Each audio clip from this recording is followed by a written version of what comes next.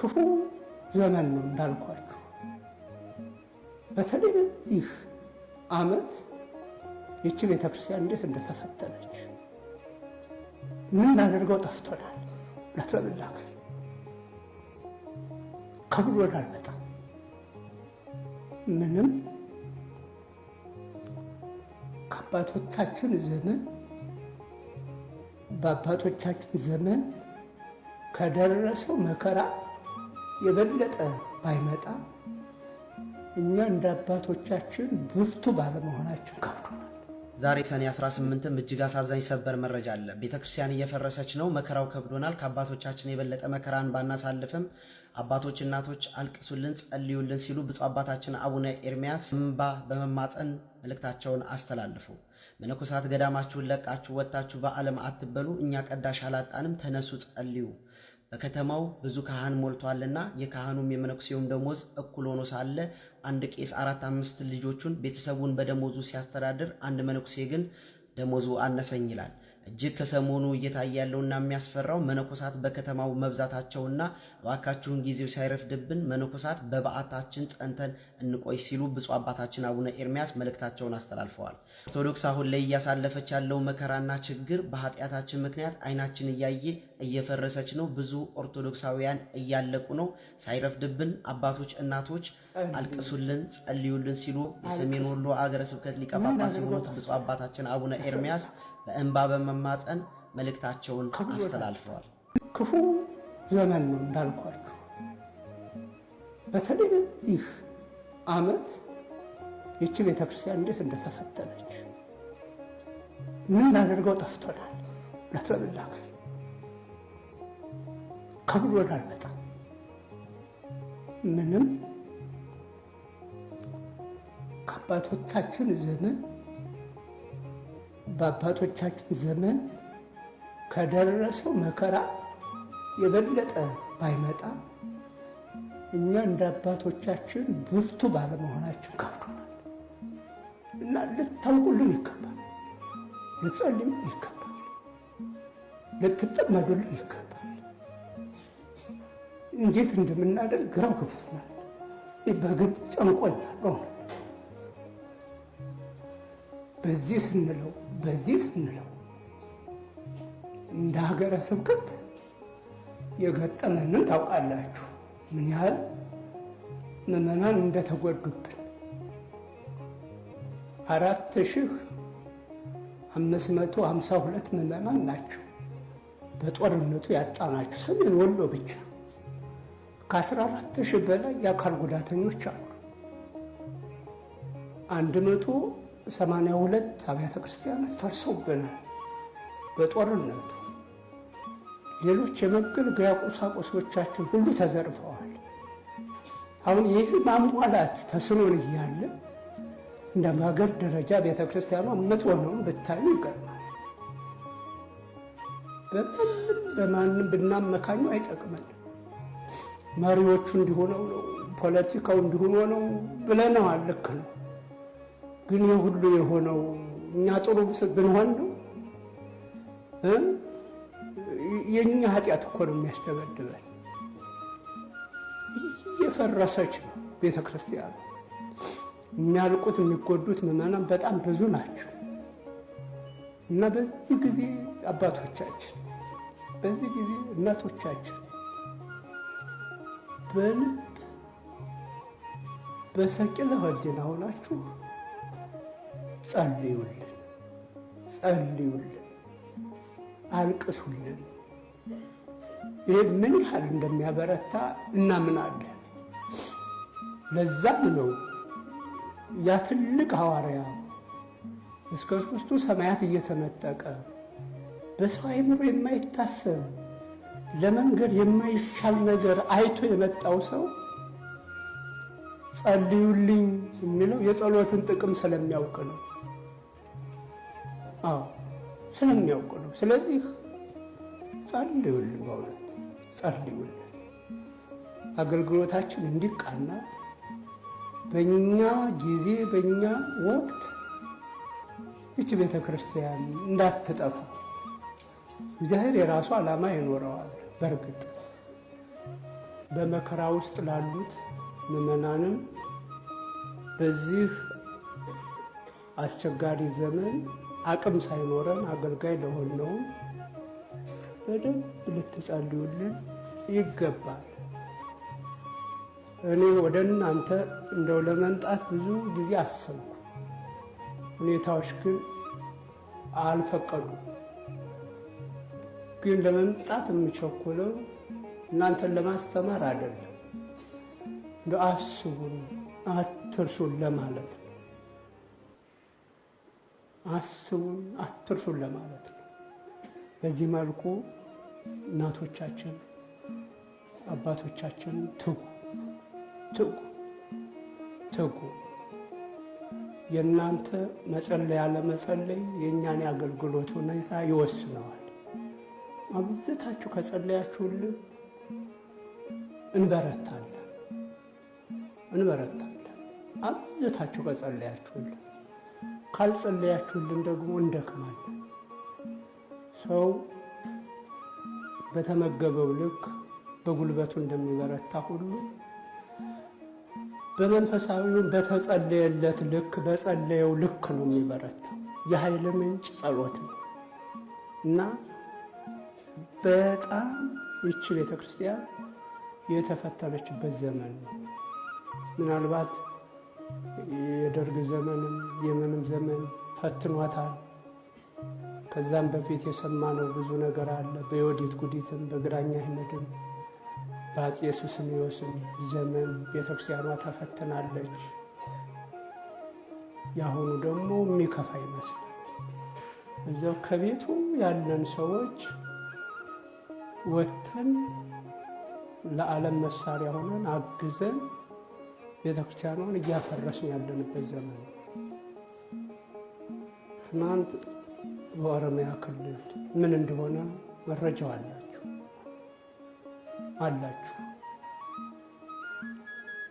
በአግባቡ ተናበን ማድረግ የምንችለውን ነገር ቤተክርስቲያኗን ለማፍረስ በሚያስችል መልኩ የጳጳሳት ሲመት ተባለ። አሁን ያን ነገር ለመቀጠል ዋጋ እየከፈልን ነው፣ ያን ነገር ለማስተካከል። ይህ እያለ ደግሞ አሁን በትግራይ በኩል እንሾማለን ብለው ተዘጋጅተው ጨርሰዋል። እና እንደው ይህን ሁሉ ጣጣ ማስተካከል የሚቻለው በጸሎት ካልጸለይን መቼስ ብዙ ሀገራት ሲፈርሱ አይተናል። ቅዱስ ጳውሎስ ለማን ነበር ቅድም ጸልዩልኝ ያላቸው? ለማን ምዕመናን ነበር? ለኤፌሶ። አሁን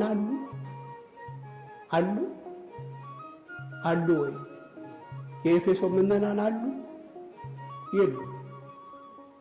በጣም ከባድ እኮ ነው። እንደዛ አትርሱኝ ይባሉ የነበሩ ክርስቲያኖች ዛሬ የሉ። ቱርክ 100% በሚባል ደረጃ ሰልመዋል። እንደዛ አስቡን የሚባሉ ሰዎች እነ ገላትያ ጠፍተዋል። እነ ኤፌሶን አሁን የሉ። እነ አግያ ሶፊያ እቺ ታላቋ የጥንት ቤተ ክርስቲያን ከቤተ ክርስቲያንነት ወደ መስጊድነት፣ አሁን ከመስጊድነት ወደ ሙዚየምነት እንደዚህ አይነት ደረጃ ላይ ደርሰዋል። አባቶቻችን በደንብ ትጉ፣ እናቶቻችን በደንብ ትጉ። ይቺ ቤተ ክርስቲያን ከዚህ የደረሰችው በወንዶች ብቻ እንዳይመስላችሁ። የቤተ ክርስቲያን ምስረታው ሲመሰረትም የእነ ማርያም መግደላዊት ትሩፋት ቀላል እንዳይመስላችሁ። 12 ሐዋርያት ብቻ ያቆሟት እንዳይመስላችሁ። እነ ማርያም መግደላዊት፣ የባለስልጣኑ ሚስት እነ ዮሐና፣ እነ ሰሎሜ እና ሌሎችም በገንዘባቸው ይላላኩ የነበሩ ሴቶች ቀላል አይደሉም። ናው መናንያት ማለት እነ ማርያም መግደላዊት እኮ ናቸው። እንግዲህ ክርስቶስን ከተከተሉ በኋላ ተመልሰው ወለዱ ሲባል አልሰማሁም፣ አልተጻፈልንም። ከዛ በፊት የነበራቸው ነገር አላውቅም። ልጅ ይኖራቸው አይኖራቸው ይኖራቸው ቅዱስ ጴጥሮስ በትዳር ሕይወት የነበረ እንደሆነ ጥቆማ ደርሷል። እዛ በኋላ ከመነነ በኋላ አልተመለሰም። እነ ማርያም መግደላዊትም እንደዛው ናቸው። የምናኔው ቀላል እንዳይመስላችሁ ከዛ ጀምሮ ለቤተ ክርስቲያን መመስረት ጉልበቱ ነው የመጣው። ስለዚህ እናቶቻችን በእንዲህ አይነት መልኩ ታጥቃችሁ ጥዋቱ ናችሁ መሰለፋችሁ ለቤተ ክርስቲያን ማደግ መለምለም በጣም አቅም ነው ጉልበት ይሆናል እና በልቶ ለቁመተ ሥጋ ያህል አግኝቶ ከመኖር ባለፈ ምን ሰራው የሚለው እንዳትረሱ እናቶቻችን። የደጋግሜ እላለሁ ምንኩስና ቀሚስ ማድረጉ ቆም ማድረጉ አያድነንም ብቻው። እኔን የወለደች እናት አትጸድቅም እንዴ? እኔን በመውለዷ ወንድሞችን እህቶችን በማስገኘቷ ኃጢአት ነው እንዴ? ኃጢአት ነው? እኔን የወለደ አባት አይጸድቅም እንዴ? እኔን በመውለዱ ኃጢአት ነው? እናንተን የወለደች እናት አትጸድቅም? እናንተን የወለዱ አባቶች አይጸድቁም እንዴ? ይጸድቃሉ እኮ። ከዛ ከጽድቁ ስራ ይሄ ብቻ ላድን ከሚለው በተሻለ መልኩ ክርስቲያኖች እንዲበዙ 24 ሰዓት ወጥቼ ልስራ ብለን ነው እንጂ የመጣ ነው። ምንኩስና ብቻ ነው የሚያጸድቀው ብለን እኮ አይደለም የመጣ ነው። ነው እንዴ? ነው አባቶች? ነው እንዴ እናቶች? አይደለም። እንዳትሸወዱ። ምን አተረፍኩ በሉ። እኔ ወደዚህ ወደ ምንኩስና ህይወት በመምጣቴ ከአባቴ እኔን ከወለደች እናቴ የተሻለ ምን ሰራው ብለን ማንጠይቅ ከሆነ ጉድ ነው። እንደ ብቻዬን ልዳን ብቻ ከሆነማ እናቴም ጸድቃለች በትዳር ህይወቱ ነው፣ አባቴም ጸድቋል ብዬ ነው ማምን። ምናለ እንግዳ ተቀብሎ ለሀብልቱ አጉርሶ ያቅሙ እንዴት አይጸድቅም? እሱ እንዴት አይጸድቁም? ወላጆቻችን አይደል እንዴ? ግን ከዛ በተረፈ ስለ ሌሎቹ መዳን የእኔ ምንኩስና ምን ለውጥ አመጣ ማለት አለብን አባቶቻችን። አሁን ይሄ ነገር ጠፍቶ ነው የመነኮሳት ቁጥር በጣም ብዙ ነው።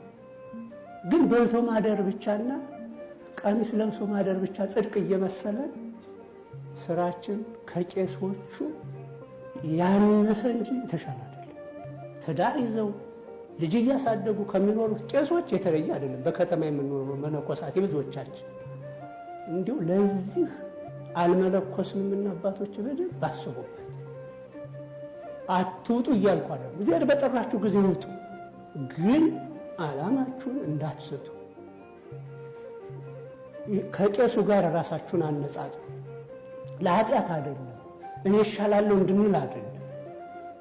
እሱ ልጆች እያሳደገ ትዳር እየመራ ቀደሰ፣ አቆረበ። ይህንም ማስተሰርቶት እኔ ከዛ የተሻለ ምን ልስራ፣ ምን ላገልግል፣ እግዚአብሔር ምን ይጠብቅብኛል ብላችሁ ራሳችሁን መጠየቅ።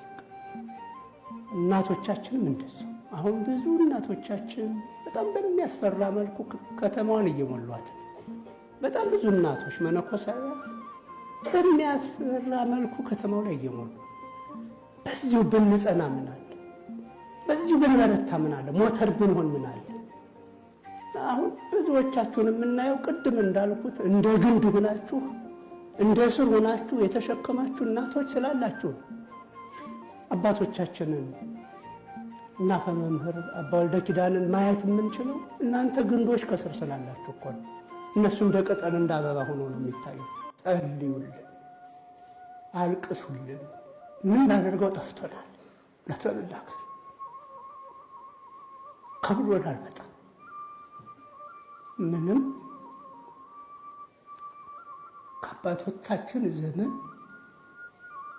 በአባቶቻችን ዘመን ከደረሰው መከራ የበለጠ ባይመጣ እኛ እንደ አባቶቻችን ብርቱ ባለመሆናችን ከብዶናል እና ልታውቁልን ይገባል፣ ልትጸልዩልን ይገባል፣ ልትጠመዱልን ይገባል።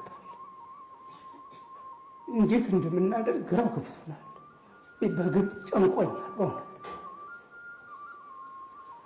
በዚህ ስንለው እንደ ሀገር ደረጃ ቤተክርስቲያኗ የምትሆነውን ብታዩ ይገርማል። በማንም ብናመካኙ አይጠቅመን። መሪዎቹ እንዲሆነው ነው፣ ፖለቲካው እንዲሆነ ነው ብለነዋል። ልክ ነው። ግን የሁሉ የሆነው እኛ ጥሩ ብንሆን ነው የኛ ኃጢአት እኮ ነው የሚያስደበድበን። እየፈረሰች ነው ቤተ ክርስቲያኑ። የሚያልቁት የሚጎዱት ምዕመናን በጣም ብዙ ናቸው። እና በዚህ ጊዜ አባቶቻችን፣ በዚህ ጊዜ እናቶቻችን በልብ በሰቂለ ሕሊና ሆናችሁ ጸልዩልን፣ አልቅሱልን። ይህ ምን ያህል እንደሚያበረታ እናምናለን።